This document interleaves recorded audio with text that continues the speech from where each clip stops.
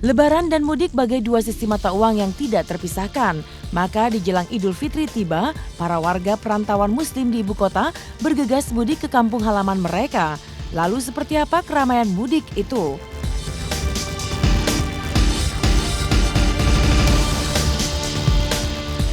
Pulang mudik kadang dianggap kurang afdol jika tak membawa sesuatu yang dibawa ke kampung halaman. Disinilah muncul anggapan mudik jor-joran yang memboroskan uang. Lantas benarkah mudik berlebaran sama halnya dengan pamer kekayaan?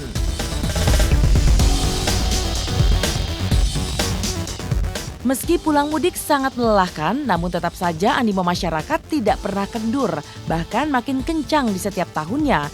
Sebenarnya apa yang membuat masyarakat tetap nekat bermudik ria? Pemirsa, inilah fakta unik.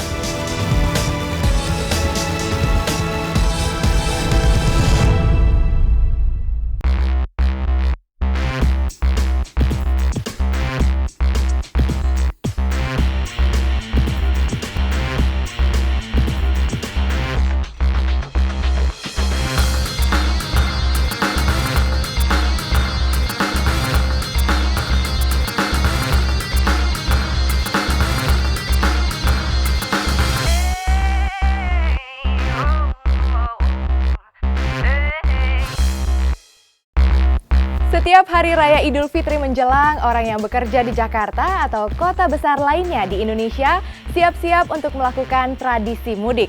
Mudik dilakukan agar dapat berkumpul dan berlebaran bersama keluarga besar di tanah kelahiran. Seperti apa keseruan kala mudik tiba?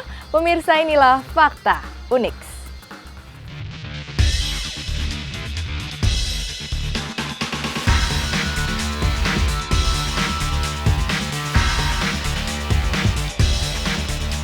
Mudik bagi sebagian besar warga perantauan di ibu kota adalah momen yang ditunggu-tunggu. Apapun kendalanya, maka mudik tetap harus dijalankan.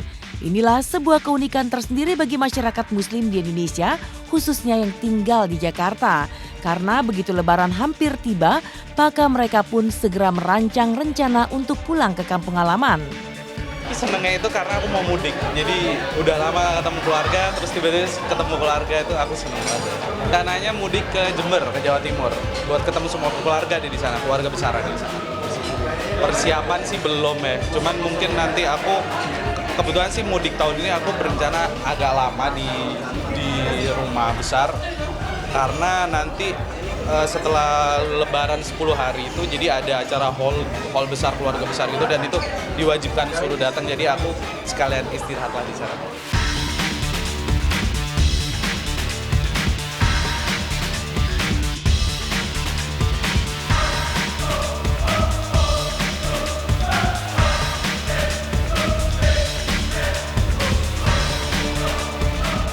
Bertemu keluarga, juga sanak saudara dan handai taulan bagai oase di tengah padang tandus yang memberi kesejukan setelah sekian lama hati kering digerus rindu. Tiada kata-kata yang bisa diucapkan kala bisa bersua keluarga, sebab memang inilah esensi mudik yang sebenarnya. Tradisinya di Sumedang itu tradisi unik, nggak ada yang unik sih kayaknya, pasti rata-rata kalau lebaran tuh sama ya.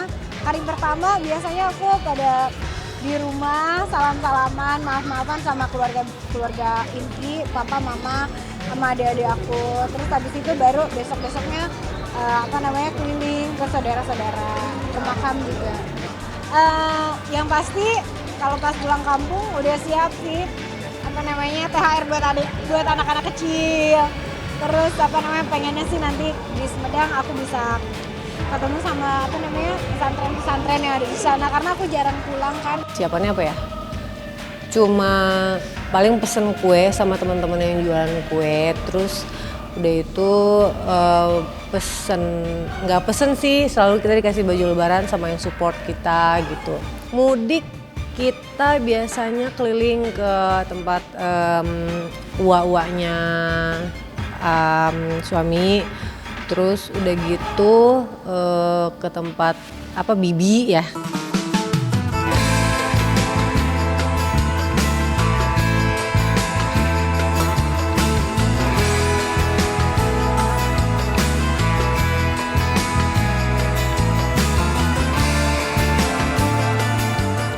Pertemuan dengan keluarga di saat mudik sebenarnya dilakukan dengan amat sederhana. Setelah sholat id dan kemudian bersalam-salaman, maka acara berikutnya adalah makan bersama. Baru setelah itu ada rencana lain seperti jalan-jalan dan sebagainya. Sekilas memang terlihat sederhana bukan? Tapi kesederhanaan inilah yang nyata-nyata tetap dinanti para perantau muslim untuk pulang bersua keluarga. 3 minggu. Biasanya aku di sana itu 1 minggu sampai 2 minggu lah. Cuman untuk tahun ini sekalian ngelepas kangen juga, terus istirahat juga sambil kumpul sama suasana keluarga kan jarang banget aku dapetin di Jakarta ya. Jadi ini aku tunggu-tunggu banget ya. Dulu ya insya Allah pengen rencana mudik. Ya tapi kan semua kan lihat dari schedule juga. Karena kan kalau ke Majalengka itu kan kebetulan dari keluarga besar almarhum papa aku gitu kan. Ya ketemu sama Uwa, terus ketemu Bibi sekalian sama ponakan-ponakan juga banyak. Terus sekalian pengen kangen sama Mangga di sana. Bergegaslah, siapkanlah semua, waktu kita tinggal sebentar saja.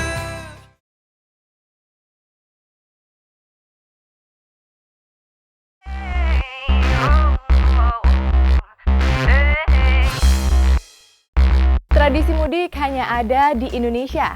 Tradisi yang syarat dengan unsur psikososial yang kental, di mana seseorang biasanya akan bangga bisa pulang kampung dan menunjukkan hasil kerjanya selama 1 tahun.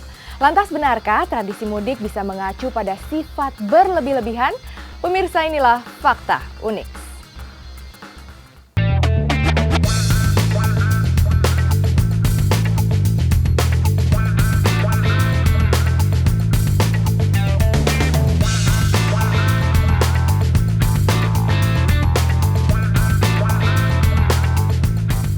Pulang mudik berarti pulang membawa rezeki. Ini memang bukan hukum tertulis namun selalu ada di hati para pemudik. Sebab kurang afdol rasanya jika mudik tanpa membawa uang. Bahkan banyak pemudik yang datang ke kampung halaman dengan membawa uang cash. Apapun ceritanya, memang seperti inilah wajah pulang mudik di Indonesia.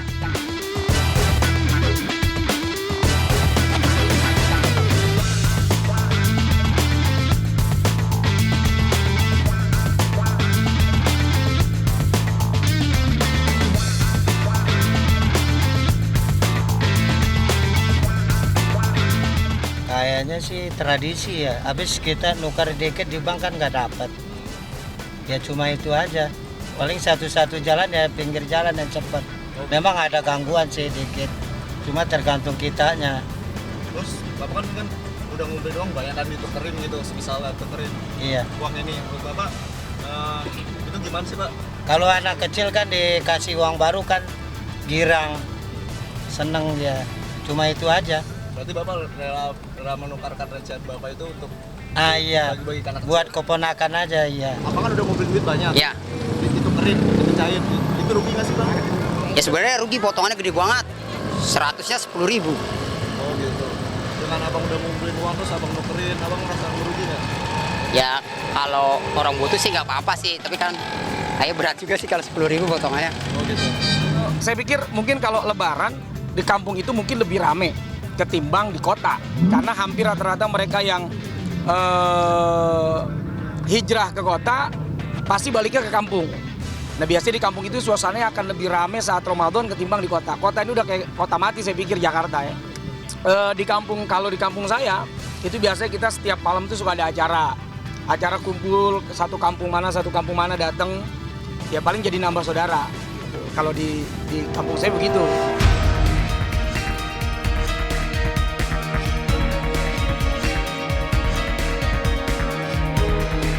Tak ada yang mengharuskan pemudik harus membawa banyak uang, tapi kenyataannya pulang mudik bagi arena menyambut pahlawan yang setahun penuh berjibaku mencari uang di rimba metropolitan. Maka tanpa membawa uang, rasanya mudik kurang berkesan. Tapi benarkah anggapan ini bisa dibenarkan? Apakah bukan berarti mudik seperti ini sama halnya menghambur-hamburkan uang? Kalau gue sebagai individu sih enggak juga sih ya, karena emang kalau misalkan mungkin untuk orang lain, mungkin ada beberapa yang gue nyari kerja, nyari uang nih puasa buat lebaran gitu kan. Toh maksud gue mungkin ya emang beberapa orang, maksudnya nggak semua orang kan kita anggap sama ya, jadi ada kebutuhannya juga beda-beda ya mungkin gue pun sama gitu, di saat pendapatan gue sekian, pengeluaran gue sekian, income gue naik, outcome gue biasanya juga naik juga gitu biasanya. Jadi ya itu sih lumrah aja ya. Menurut aku nggak apa-apa banget kita habisin uang buat lebaran, apalagi bareng sama keluarga, daripada kita habisin uang buat shopping, buat hal-hal yang nggak penting kayak gitu-gitu sih. Itu nggak apa-apa banget buat aku. Mungkin kalau bagi-bagi angpau mungkin karena lumayan sih, sepupu sama keponakan-keponakan yang kecil masih banyak juga kan. Jadi lucu aja sih kayak misalnya kita ngasih dari yang kecil banget kasih 20.000 gitu kan. Aku dari mulai sekarang nih udah sama mama udah ngumpulin duit-duit kecil gitu kan, diurut-urutin. Kalau yang kecil, yang masih kecil banget dikasih berapa, kalau yang udah mulai beranjak dewasa kasihnya berapa, kayak gitu-gitu. Andaikan diriku bisa seperti yang lain. Selain membawa uang, para pemudik juga membawa oleh-oleh berupa baju atau apapun juga yang bisa dikenakan para kolega di kampung halaman. Sebab ada rasa bangga jika di saat mudik berlebaran bisa membagikan rezeki seperti ini. Membawa pulang rezeki setahun sekali rasanya tidaklah terlalu berlebihan. Sebab ada alasan tersendiri yang meski diperdebatkan tetaplah dijalankan. Ini rencana mau mudik kemana hari ini? Tujuan sih Solo. Tapi beda-beda sih. Kalau Mbak apa? Wonogiri. Wonogiri ya. Sama. Oh sama ya. Oke, ini berteman satu kerjaan atau bagaimana? Satu kerjaan. Satu kerjaan. Oke, kenapa memilih mudik pakai kereta api? Lebih murah. Nggak macet nggak? Nggak macet juga, itu macet juga kan. Terus gimana? Keponakan gue banyak ya kan, jadi gue harus nukerin tuh duit gocengan tapi bener-bener berapa gitu kan, karena yang penting uang baru aja, karena gue ngerasain di saat gue waktu masih kecil mungkin dikasih duit 5.000 aja senang banget karena duitnya masih wangi, masih baru gitu. Air mata ku mengalir, Allah aku lemah dan tak berarti. Setiap derai tangis membasahi, Allah jangan tinggalkan aku lagi.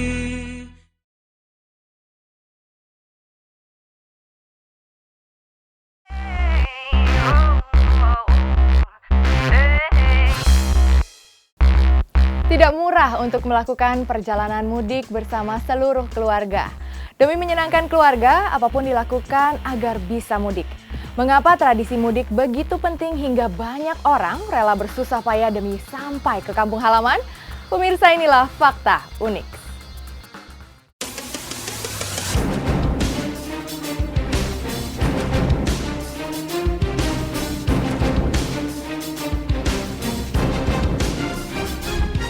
Melelahkan, itulah cermin mudik di saat lebaran. Bagaimana tidak lelah? Jika hampir semua orang melakoni hal yang sama, maka bisa ditebak jika mudik dilakukan lewat perjalanan darat, maka yang terjadi adalah kemacetan di jalan tol, juga di ruas jalan lalu lintas kota. Mobil pribadi juga bus-bus berbadan besar saling beriringan di jalan, yang terkadang di belakangnya ada iring-iringan sepeda motor. Tapi anehnya, meski melelahkan, tetap saja mudik bagai jadwal yang wajib yang harus dijalani oleh para perantau muslim. Ya, aku insya Allah rencananya pengennya habis sholat subuh baru pulang ke Sumedang. Sebelumnya dicek mobilnya, spuring balancing, Tune up ya Bu ya? Iya, apalah itu semua itu. Pokoknya yang penting supaya selamat lah insya Allah. Harus di Sumedang dong. Mama papaku kan di Sumedang. Keluarga besar aku di Sumedang. Amin. Oh sempet banget. Aku dulu sampai 8 jam pulang ke Sumedang. Sempet juga. Karena aku kalau ke Medan itu naik mobil.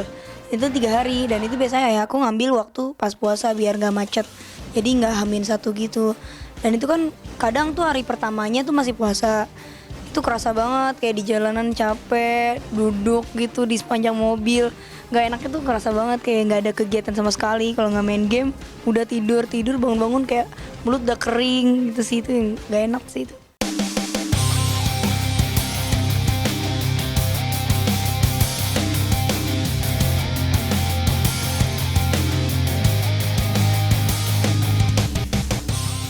Selain jalan darat, jalan udara, dan jalan laut juga mengalami peningkatan trafik penumpang dan makin padatnya jalur penerbangan juga jalur perairan. Dengan situasi yang serba padat ini, maka bagi para pemudik tiada jalan lain kecuali mempersiapkan stamina mereka.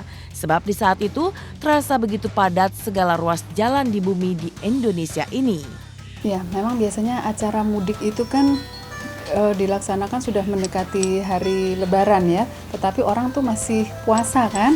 Nah, biasanya dengan kondisi puasa itu tubuh kita sendiri kan dalam kondisi yang turun sebetulnya ya. Persiapan-persiapan khusus bagi para pemudik ini ya, baik itu yang menggunakan kendaraan beroda 2 maupun yang roda 4. Yang pertama adalah bahwa ketika mereka mau merencanakan keberangkatan itu di pagi hari, misalnya sesudah sahur gitu ya, langsung mereka mau berangkat, maka usahakan mereka istirahat dulu. Karena sesudah sahur itu biasanya kan kita dalam keadaan kenyang ya, dan dalam keadaan kenyang itu organ-organ tubuh itu bekerja biasanya lebih meningkat gitu ya, metabolisme meningkat. Jadi ada faktor kelelahan juga di situ. Mau ke Pokerto. Pokerto ya Pak? Iya. Oke, untuk hari ini tadi jam berapa mungkin rencana pemberangkatan? Pemberangkatannya harus jam 7, dari sana jam 5. Tapi harusnya sini berangkat jam 7 lah gitu. Kenapa memilih kok hari ini? Kebetulan sih saya dapat libur baru ini gitu. Nah biasanya kan harusnya hari-hari kemarin harusnya udah libur gitu. Jadi kebetulan dapat hari ini. Iya. Rencana berapa hari sih? Paling sekitar seminggu, hari Sabtu tanggal 10. Iya. Harus balik. Mungkin. Oke, untuk tiket sendiri ini agak susah nggak sih? Karena kan ini kan seperti apa sih mungkin? Enggak sih, tiket nggak susah.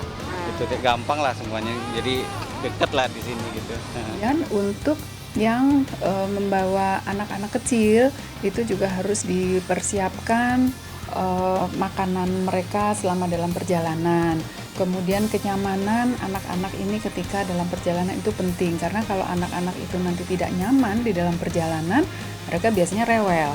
Nah, kalau sudah rewel, otomatis konsentrasi dari seluruh pengendara itu akan terganggu kan. Nah, oleh sebab itu harus dipersiapkan kenyamanan, kemudian makanan yang khusus tadi untuk anak-anak, apalagi misalnya masih usia balita begitu.